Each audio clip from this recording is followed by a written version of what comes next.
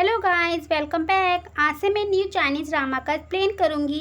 ये एक ऐसी लड़की की स्टोरी है जो अपना एक पुराना कैम्प कोडर खोलते ही 27 साल से 17 साल में चली जाती है और वहीं अटक जाती है। इस ड्रामा की स्टार्टिंग में हमें मेन लीड रोल जिया को दिखाते हैं जो अभी 27 की है। उन सबको एक पार्टी में जाना है जिसके लिए उसने नई ड्रेस खरीद ली थी। उसकी बेस्ट फ्रेंड उसे बताती है कि उस पार्टी में तुम्हारा हाई स्कूल का क्रश जू यांग भी आएगा। इस पर जिया इनकार कर रही थी तो वह कहती है, जिया तुम इसे दूसरों से छिपा सकती हो लेकिन मुझसे नहीं। हाई स्कूल में तुम हमेशा कैमरा लेकर यांग को रिकॉर्ड करती थी। वे उसे सुझाव देती है तुम वे कैम्प कोडर उसे दे सकती हो। जिया घर आकर उस कैम्प कोडर को देखती है कि ये अभी भी चल रहा है कि नहीं। उसमें उसकी और यांग की यादें थी। जब जिया उस पार्टी में आई थी तो उसकी खूबसूरत वाइट ड्रेस को देखकर उसे वेट्रेस की ड्रेस समझकर उसके साथ वेट्रेस की तरह व्यवहार करते हैं क्योंकि वहाँ के वेट्रेस ने जिया की जैसे ही ड्रेस पहनी थी। जिया अपनी दोस्त से कहती है कि उसके पास एक और ड्रेस उसकी कार में है तो वह चेंज कर आती है। जब वह बाथरूम में ड्रेस चेंज करने आई थी तो वहाँ दो लड़कियाँ आपस में बात कर रही थी कि जब यांग पार्टी में आया था तो सभी लड़कियां उसके पास आ गई थी लेकिन वह अपनी गर्लफ्रेंड के साथ यहाँ आया है। कितनी लड़कियों के दिल टूट गए होंगे। जिया ये सुनकर उस पार्टी में दोबारा नहीं जाना चाहती थी। वे अपनी दोस्त को भी बताती है कि यांग की अब एक गर्लफ्रेंड है तो वे वापस घर जा रही है और क्या वे उसका कैम्प कोडर उसे बाहर लाकर दे सकती है। उसकी दोस्त को वह कैमरा नहीं मिल रहा था तो जिया खुद अंदर आकर देखती है। उसकी दोस्त बताती है कि आज मॉनिटर का बर्थडे है, सारे गिफ्ट्स एक साथ रखे थे तो जिया उनमें देखने जाती है और चुपके से अपना कैमरा उठा रही थी। तभी एक लड़का को लगता है कि कोई वेटर्स गिफ्ट चुरा रही है। उसे देखकर पता चलता है कि ये तो जिया है। वे उससे पूछता है कि क्या तुम यहाँ काम कर रही हो। जिया मना करती है तो वह लड़का जिया से वे छीन लेता है और कहता है कि क्या तुम अपना गिफ्ट्स अलग से देना चाहती हो।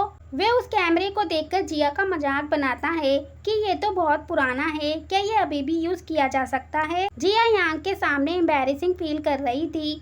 जिया उस कैमरे के लिए उस नासमझ आदमी के साथ कुश्ती कर रही थी। जब वे लड़खड़ाती है तो वे यांग की बाहों में गिर गई थी लेकिन फिर वे पास्ट में अपनी 17 साल की उम्र में पीछे आकर अपने हाई स्कूल में वापस आ गई थी। उसने सबसे पहले जिस व्यक्ति को देखा वे यांग था।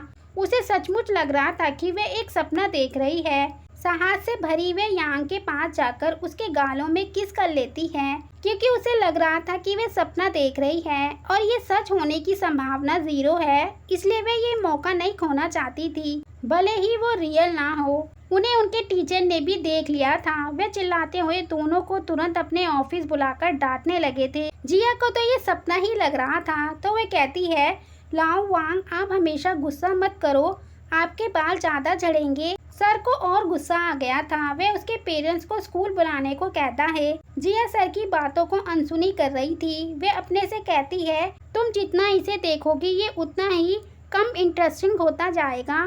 बेहतर होगा तुम उठो और काम पर जाओ। वे एक खिड़की के पास जाकर वहाँ से कूद जाती है। जब उसकी आँख खुली थी तो वह हॉस्पिटल में थी। यांग आकर पूछता है कि वे अब कैसी है। जिया कहती है वे ठीक है तो यांग बोलता है तो वे अपनी फिजिक्स की क्लास में चली जाए। ये सुनते ही जिया एक्टिंग करने लगती है कि वे क्लास में नहीं जा सकती। उसे लग रहा है कि जैसे उसके पैर में सुइयां चुभ रही हो।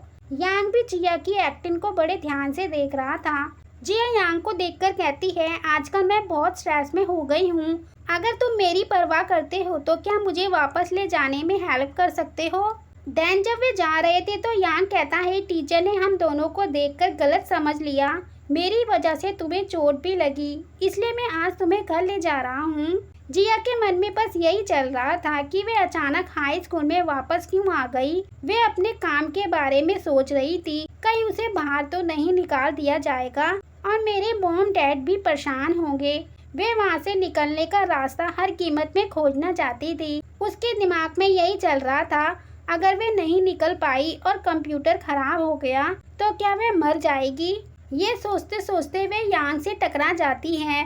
यांग उसे अपनी आंखें रोड की तरफ रखने को कहता है। जिया पास्ट को याद करती है। उसे कैमरा याद आते ही वे अपना बैग यांग से लेकर उसे खुशी से कहती है कि वे 27 साल से 17 की उम्र में वापस तुमसे मिलकर बहुत खुश हूँ। बाद में मिलते हैं। जब वे वहाँ से निकली थी तो दोबारा अपने आप को स्कूल में ही खड़ा पाती है। इसी पर ये फर्स्ट पार्ट एंड होता है। आगे की स्टोरी देखने के लिए प्लीज़ मेरे चैनल को सब्सक्राइब, लाइक एंड शेयर करें। Thanks for watching.